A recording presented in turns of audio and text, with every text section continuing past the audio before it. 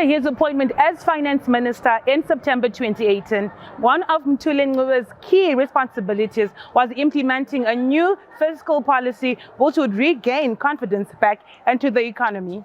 After losing to his opponent in Bulawayo at the recently held August 23 elections, doubt was cast over whether Mthuli would be re-elected back into the cabinet. However, Mthuli Ncuve was re-elected into cabinet and was sworn in a few days ago.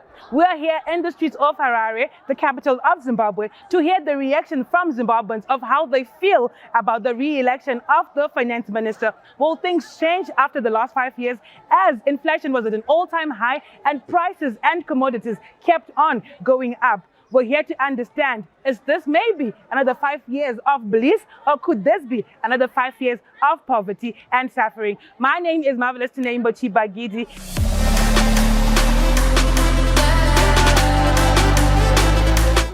Umana zvinhu zvacho zvatooma. Handionesa kuti zvichamira zvakanaka. Bozi ukatodai suka zvinhu zvakatadza kuita before, what about after, zvikutoita more. But akapinda musuno akangopinda, you were sworn in like 2 days ago. Saka maybe tikamupa rimwe gore, do you think maybe tikamupa rimwe gore kana 2 pamwe zvingangochinja? Anongopinda seko handanga awina anga aripo. Saka azviite kuti zvinototirwadzisa izvozvo. Saka ngawangoisawo kana inini ka. Wavangokuisa henyu mongoita finance minister imimi mongochimhanya chemari. Bozi wakazvitadza kumashuro what about nhasi ndo paangazozvigona. Hazvibatsire munhu unodzonge bhuji po patafura pako pasina food. How are you feeling as a Zimbabwean ne-reappointment yaMthuli Ncuve as the finance minister? Hapana chakaipa, dai vakatodzokorere nesimba tongoramba tichingoenda takadaro. Zvitori right nekuti tikutoita mari nguva yakanaka kudai. Saka zvakatonaka zvakadaro. All right, Nemi Andra, the same question. Murukunzwa say, Mimi, what's your reaction or your feelings or emotions regarding kudzoswa kwakaitwa finance minister vedu Mthuli Ncuve into the 2023 cabinet? Zvakanaka. Hatisutombopokana nazvo. Nekuti ukatarisa munyika munomu vanhu vakutokwanisa kutozviitira zvinhu zvavo mazara, mufanike mashopisi ukataura mazara marana ari kutozvimhanyira mari vachitoita mari. Saka zvinova dai akabviswa kamwe munhu anoga kuya nemapolicies vochinjira vanhu zviripo paground zvinotozoita kuti vakanganisa kuita mari. Saka izvi zvakatonaka zvakadaro, ngaadzokorore nesimba. Saka ngazviende mberi. Second chance iye kana anga achiita mistake mashure apowa second chance. Saka ngaaende mberi. Okay, there you have it. Some of the citizens are saying, with this given second chance, then there's room for improvement, because you look back at the 2018 to 2023 tenure and you will realize the mistakes that he made, and maybe this is room for improvement. So they're saying that let's continue with the finance minister and supporting the finance minister, as Zimbabweans are actually making it on their own in the country. The MMC Zimbabwe was saying appointment yaMthuli Ncuve as the finance minister once again in 2023. Ini ndinongona ngoti ndofunga pamwe vashaya mumwe wekuisa vakangoti bheta vangodzorera zvatopera kuti tingati kudi nekuti vakada kuisa umwe pamwe zvinotozoita wese kutiuraya zvazviri izvi zvinotozongondomokera wese.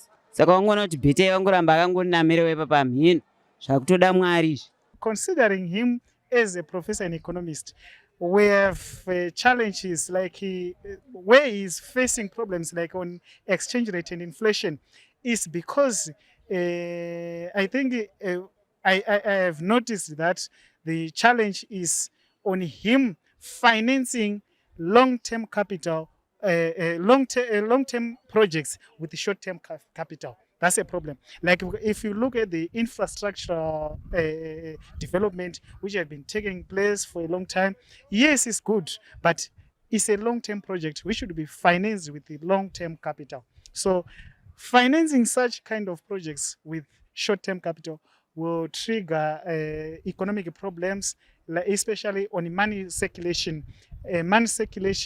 which will eventually affect inflation and exchange rates. That's the challenge we're having. So we urge the Minister of Finance, if he can try to adjust on his policies, particularly the issue of financing long-term capital with short-term, long-term projects with short-term capital is a matter of concern. he should adjust those issues.